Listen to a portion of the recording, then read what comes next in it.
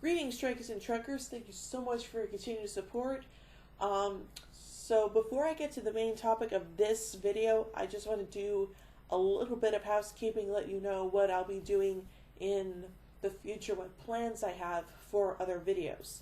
So just to give you guys a quick heads up, in a couple weeks after I have finished doing my video about Star Trek Into Darkness, which will be the last Remembering Star Trek video that I will do prior to my video on Star Trek Beyond, I will be doing a new series of videos in which I will be reading the book series A Song of Ice and Fire by George R.R. Martin. Now, for those of you who don't know, that is the book series that has been adapted into the HBO series Game of Thrones. Okay, they got the name of the show from the first book, pretty much. So there you go. But anyway, so that is what I will be doing the Tuesday after I have done my Remembering Star Trek video about Star Trek Into Darkness, okay? But don't worry, I'll still do my Star Trek Beyond video, but I'll be doing that the Tuesday after I've seen the movie, okay? It won't happen after I've seen the movie or the day after. It'll happen the Tuesday after I have seen that movie, okay? Now, of course, this may result in whatever chapter I'm reading from whatever book from A Song of Ice and Fire. It might delay that by a week, but I just want to let you guys know what I'm planning on doing after I have done my Remembering Star Trek videos before I go see Star Trek Beyond, okay? So there's that. And also, while I'm reading these books, if I mispronounce a character's name or something like that, then feel free to let me know the correct pronunciation in the comments section below, okay? And also, I know that on my second channel, Who Being Queen, I haven't been doing more videos lately, and I know that might have been a problem for some of you who are subscribed to that channel as well as my main channel. However, just to let you guys know that first of all, I'm really sorry about that. Second of all, I'm a college student, so usually college students are busy, with other work and stuff like that. But I promise you guys that after my Remembering Star Trek videos are completely done for the time being, are completely done, when there's nothing else Star Trek related for me to see in theaters or on TV or whatever, I promise you guys that I will be doing more videos on that channel, okay? So if you guys want to see my Hartnell reviews that I have so far, just go to my other channel, Who Being Queen. I'll put a link in the description below so you guys can check it out for yourselves, and there you go. So here's hoping. Okay, so with that out of the way, let's get to the main point of this video. So last week I talked about Star Trek II, The Wrath of Khan, which many Star Trek fans out there consider to be the best Star Trek movie of all time. And today we're going to be talking about the follow-up to that movie, a movie that's not so great, but it's still considered to be good by many Star Trek fans, and that, of course, is Star Trek III, The Search for Spock. Now, this movie probably comes close to being a really good episode of the original series, okay? And to me, I definitely feel like, while that is true, I feel like the movie is like that, but on a much bigger scale and it was made on a bigger budget, okay? So there you go.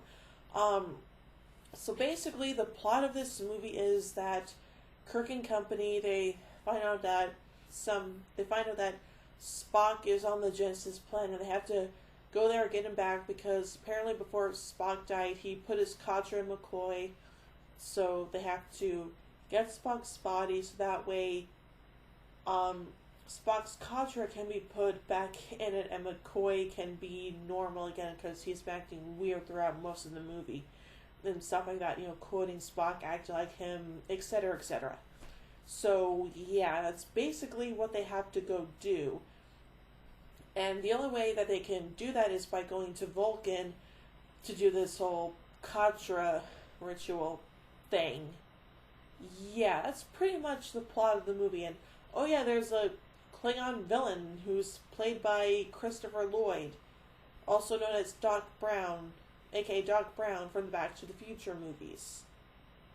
And who also played the villain in Who Framed Roger Rabbit, which was directed by Robert Zemeckis, who also directed all 3 of the Back to the Future movies. Yeah, that's interesting. So, yeah, but yes. And yes, I know Kirk's son dies in this movie. The Enterprise blows up in this movie. A lot of things going on in this movie, and it's probably, to me, the more dramatic of the whole movies. You have so many dramatic moments, and yeah, the only major action sequence is when Kirk and Krug fight on the Genesis planet, which, oh, by the way, also gets destroyed because David used this unstable substance called protomatter in the Genesis Matrix. Yeah, that was kind of stupid of him.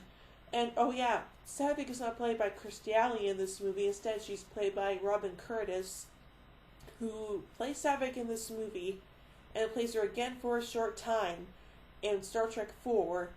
Basically, it's almost like a cameo length or something like that. And then she never shows up again. Ever. And yeah, I'll talk a little bit more about that when I get to Star Trek VI. So, needless to say, I really wanted Kirstie Alley to play Saavik just one more time, and that would have been it. So, there you go. But yeah. So, what do I like about this movie and what I don't like about this movie? Well, the one thing I do like about this movie is the Genesis planet. It looks really good. And originally they were going to shoot those scenes in Hawaii, but they figured that it would actually be much safer or something like that to do it on the Paramount lot. And in a way, that kind of makes sense. But yeah, but still, the Genesis planet, it looks really great. I love seeing all the different terrains, all the different environments. It looks fantastic. It looks amazing. And of course, this movie sees the first appearance ever of the Klingon bird of prey, and it's amazing. I freaking love this thing. Like, if I could have my choice of any spaceship from the entire Star Trek universe, I wouldn't go with the Enterprise. I wouldn't go with the Romulan Warbird or anything like that. No. I would go for a freaking Klingon bird of prey, okay? Because that thing can cloak. It has the wings can go in different positions. It looks awesome, and I love it. And I just really want one so badly. But yeah, and also the Klingon makeup looks so much better than it did in Star Trek: The Motion Picture. And on top of that, James Horner does a different version of the Klingon theme than we heard in Star Trek: The Motion Picture. Now, I may think that's something that goes in the category of things I don't like about this movie, but to be perfectly honest, I kind of like how it sounds different. It sounds different, but in a good way, so there you go. And everything else about this movie is good, except there's only one thing about this movie that I don't like, something I just detest about this movie. Let's see here, trying to think about what it is. Oh yes, Admiral Morrow. My God, that guy was a douche. I mean, seriously, that guy is just a freaking douchebag to Kirk. I mean, oh my gosh. I mean, Kirk just wants to go to the Genesis planet to pick up Spock, and Morrow's like, oh no, we're not gonna let you do that. Oh, the science team can go to Genesis. But Kirk's been like, well, why don't you just put me in a science vessel then? Morrow will be like, oh no, we can't let you do that. Blah blah blah blah blah. I'm like, dude, shut the F up. Allow Kirk to go to Genesis. I mean, come on. Kirk is also an admiral. Hello, you guys are pretty much like on the same rank. Duh! Ah! That guy was such a moron. And feel free to agree or disagree with that claim in the comments section. But anyway, so that's pretty much my thing about Star Trek 3.